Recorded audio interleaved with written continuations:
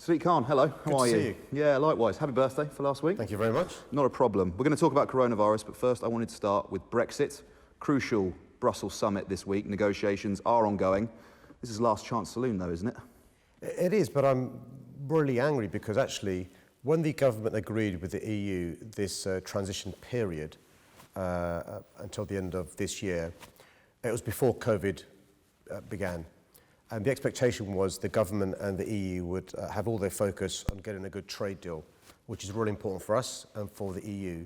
But since March, we've all been preoccupied, rightly so, with dealing with this global pandemic. And frankly speaking, the government and the EU haven't given the trade deal the focus it deserves. And my worry is that at this week's summit in Brussels, there may be no deal done or a very basic deal done, which means at a time where we have an economic catastrophe because of COVID, we could be leaving the transition period at the end of December with either no deal or a basic deal. And if you think businesses are being hammered now because of COVID, imagine what life's going to be like with a red tape mountain. It's even if it's no deal, I mean, by comparison, is it a drop in the ocean? Do you think there's a risk that they might try and blend the two, one into the other? So, secure no deal, placate the right of the Tory party, and it gets lost in the economic damage of COVID. I speak on a regular basis with businesses across London. I'm not sure if people realise we in London have world-leading businesses in finance, in law, in professional services, in the creative industries, in tech.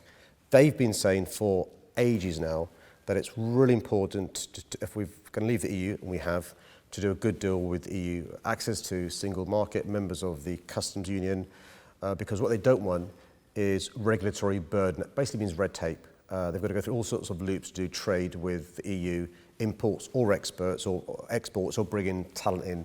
The government's ignored all those concerns. So nobody from the government can pretend that the economic problems we're going to have because of a no-deal Brexit or a basic deal Brexit are linked with COVID. What it is the case, though, is these same businesses will suffer a double whammy. On the one hand, because of the government's delayed response to COVID, that has got huge consequences for health and also the economy. Added to that, the fact that we'll be leaving the EU with a basic deal at best, and at worst, no deal at all.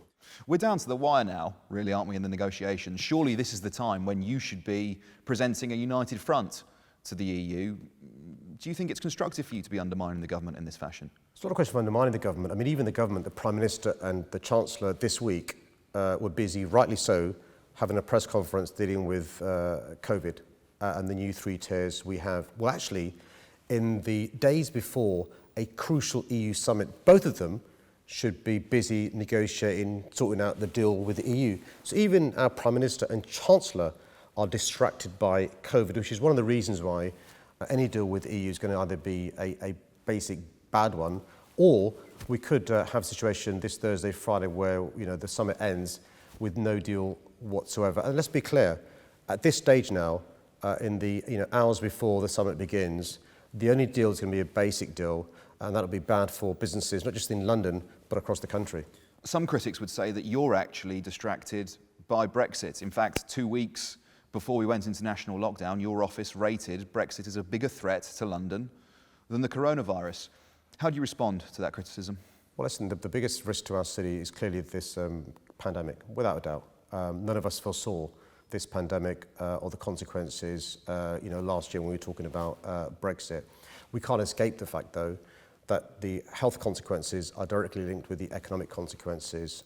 We have in London more than 1 million people furloughed. At the end of October, when the furlough scheme ends, they'll be unemployed, which is a big challenge for us, but many businesses going bust. The problem is we've not yet ended the transition period vis-à-vis the EU. Yes, we've left the EU, but we still have a deal with the EU to do trade with them. And so if people speak to business leaders as I do, they'll realise that what they're petrified about is not simply the economic consequences of COVID, but on top of that, a no-deal Brexit or a basic deal with the EU. And let me give you an example of some of the challenges. So, the finance, legal profession, professional services, to a large extent, their workers can work from home. So they're doing not, as bad as they could have been doing because their staff can work from home. What they're really petrified about is from January, the additional regulatory burdens on them, the sort of red tape. They're a red tape mountain. How can they bring talent in? How can they export their services when there are all these regulatory burdens on them? And so they are petrified about a no-deal Brexit or a basic deal at best with the EU. Were you involved in the Cobra discussions yesterday? No, I wasn't invited to Cobra. The last time I spoke to the Prime Minister was in September when he rang me after the Cobra to let me know what Cobra had decided. And the last time I went to Cobra was in May. And the reason why I was pleased that the Metro Mayor from Liverpool was there is because he could see the discussion taking place, and he's afterward commented on the fact that it was useful to see what was going on and to influence to some extent some of the additional support given to businesses in Liverpool. But I don't understand why the government is so nervous to involve leaders of cities and regions across the country. Surely we're all in this together in relation to fighting this virus. It's interesting to hear you say that, because I've seen it reported that you spoke to the Prime Minister yesterday. Are you saying that that's not the case? No, not at all. I mean, the last time I've spoken to Boris Johnson twice since May. Once was at the Cobra meeting, and once was in the third week of September, when he let me know what Cobra had decided, to which I wasn't invited. Okay. So we've seen the three-tier system now introduced yesterday by the Prime Minister. Some suggestion yesterday from your office that London could go into the high tier this week. Why aren't we yet? Well, firstly, it's just worth reminding Joe viewers that actually things are getting worse across the country, including in London. To give you an idea of how things have deteriorated, if we were speaking in summer, I'd be telling you about, on average, 500 new cases a week. We now have in London around 8,000 new cases a week. The government has a number of what's called trigger points, so things that you've got a threshold to decide whether you go in, medium, high, or very high. At the moment, we're in the first tier, if you like, the medium tier. I'm though worried about the using testing as the only indicator, because we know London between August and September lost lots of tests because they were diverted to other parts of the country. And that's why we've got other indicators in our city. Every indicator we have is going in the wrong direction. So although Londoners have made huge sacrifices, it's simply a matter of time before we pass the relevant indicators to be in the next tier. So what I'm saying to Londoners, and I've been saying for some time, is we can act now to try and stop the virus spreading faster and to stop people catching it, or even worse, God forbid, losing their lives. So it's inevitable. And that's why it's really important that I continue to be honest with Londoners about where we are, where I think we're going, but also to lobby the government to give the businesses the support they need, but also the councils the support they need, and those workers who may need to self-isolate. It's really important for us to realise this wasn't inevitable. This wasn't inevitable. Had the government got a fully functioning testing system, contact tracing system, and a proper isolating support system, as they have in the Far East, we could have made real progress with this virus. The problems we have now are a consequence of the government's delay in responding, but also a dysfunctional test, trace, and isolate system.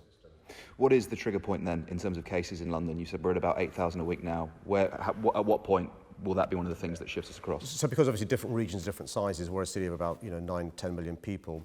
The criteria used is per capita per 100,000. And as I speak to you today, on average, over the last 7 days, we're about 90 per 100,000. The government talks about if you get above 100 per 100,000, you go into the next tier. But just to reassure viewers who live in London, we're using other metrics as well. So hospital admissions, people who are admitted to ICUs, older people who are catching the virus, and a number of other metrics as well. As I said, all those are going in the wrong direction. And so preemptively, I think it's better to take precautions to avoid a full lockdown or to avoid the NHS being overwhelmed. Have you asked the Prime Minister to move London into the high tier? No. I don't get a chance to speak to the Prime Minister. What I am able to do, though, is to speak to the Health Secretary. And what I'm keen to do also is to take London as one. What I don't want is a situation where some boroughs, are in one tier, other boroughs in a different tier, because that leads to all sorts of complexities. Many of us may live in one borough, we go to university in another borough, or work in another borough, or visit family in another borough. So we're going to go as one London. So I'm spending a lot of time speaking to council leaders across London, public health experts as well, and working with government officials to make sure we make the right decision at the right time. Do you think it makes more sense to base these lockdowns on age rather than location? We've looked into the consequence, particularly on older people. The issue is young people inadvertently mix with older people. They mix and mingle. And so we've seen in the recent past a number of younger people between 20 and 29 catching the virus.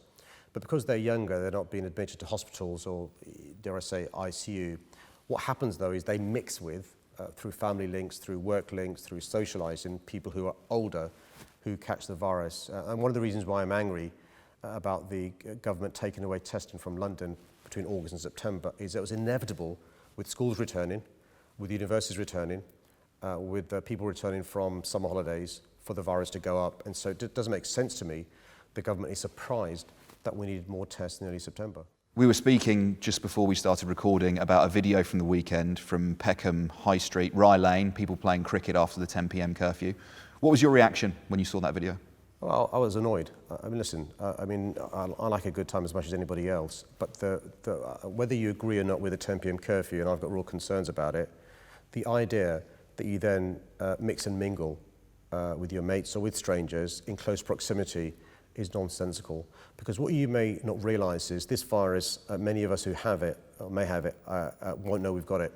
It's asymptomatic, or you could be pre-symptomatic. That's why I've been encouraging for a long time the wearing of face masks. And the idea that you leave a place where you've been asked to leave because mixing and mingling means the virus spreading, that you simply go outside and continue to mix and mingle doesn't make sense.